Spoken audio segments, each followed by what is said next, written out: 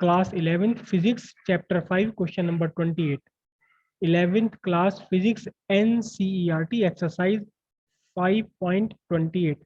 A stream of water flowing horizontally with a speed of 15 meter per second gushes out of a tube of cross-sectional area 10 to the power minus 2 square meter and it hit the vertical wall nearby. What is the force exerted on the wall by the impact of water assuming it does not rebound? Question समझ लेते हैं क्या है. Question है कि एक pipe है और पाइप से आपका पानी निकल रहा है. पाइप से एक स्ट्रीम निकल रही है, पानी की स्ट्रीम निकल रही है और ये पानी की स्ट्रीम सामने एक वॉल के ऊपर जाकर के स्ट्राइक करती है. वॉल के ऊपर जाकर स्ट्राइक कर रही है यहाँ, और बिल्कुल भी रिबाउंड नहीं हो रहा, यानी कि पानी वॉल से टच होकर के फिर ये नीचे गिर रहा है. तो यहाँ फोर्स आपको निकालनी है. Force on wall by the stream. पानी की स्ट्रीम ने कितना फोर्स लगाया. Force is equals to what? Force is equals to rate of change of momentum. Rate of change of momentum यानी mass into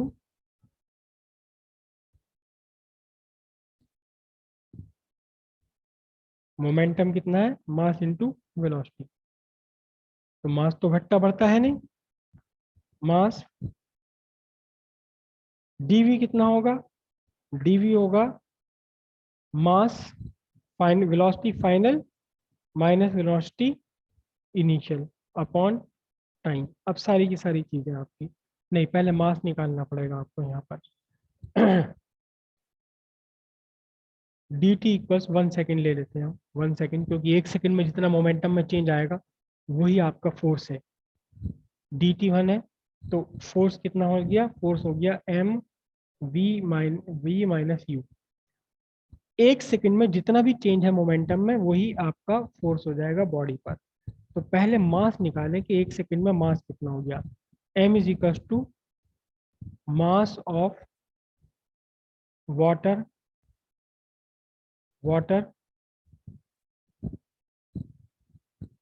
gushing out in 1 second. 1 second में कितना पानी बाहर निकल रहा है, इसका मास कैसे निकालेंगे. ये देखिए पानी है यहाँ. सपोज मैंने ये कहा कि पीछे से पानी आना बंद हो गया और 1 सेकेंड में ये खाली हो गया, तो कितना पानी बाहर निकल जाएगा, कितनी डिस्टेंस का पानी बाहर निकल जाएगा, जितनी इसकी वेलोसिटी है. क्योंकि 1 सेकेंड में चला गया डिस्टेंस की वेलोसिटी होता है. तो मास इज इक्वल टू क्या हो जाएगा? देखो, वॉल्यूम इनटू डेंसिटी.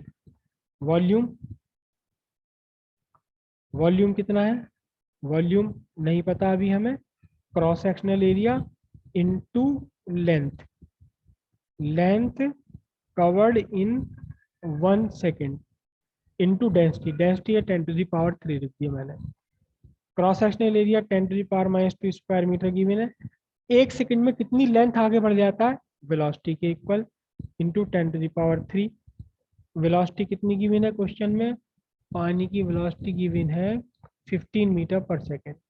15 मीटर पर सेकेंड, तो यह आपका बचा 150 kg. 1 सेकेंड में 150 किलो पानी यहाँ आकर गिरता है. ठीक है, तो फिर फोर्स कितनी? ध्यान से देखिए, जब इसने स्ट्राइक किया, पानी ने जब इस वॉल को स्ट्राइक किया तो आपका यू है कितना? यू है उस टाइम आपका 15 मीटर पर सेकेंड. और जब ये पानी टकरा कर रुक गया तो फाइनल वेलोसिटी होगी कितनी? 0. तो अब आपके पास फोर्स कितना आ जाएगा? अब आपके पास फोर्स आना है, कितना आना है? फोर्स आना है mass into final velocity minus initial velocity. Mass कितना? 150, final velocity 0, initial velocity 15. F is equal to 2250 newton. Negative में, निगेटिव का मीनिंग क्या है कि जो फोर्स है वो in the direction opposite to the velocity चल रही है. ये जो वॉल की फोर्स है वो इस डायरेक्शन में लगेगी, ये this is the direction of force, जबकि वेलोसिटी इसकी initial velocity towards the wall है। कुल मिलाकर कितनी फोर्स लग रही है वॉल पर, पानी कितनी फोर्स लगा रहा है, 2250 न्यूटन की फोर्स ये लगा रहा है।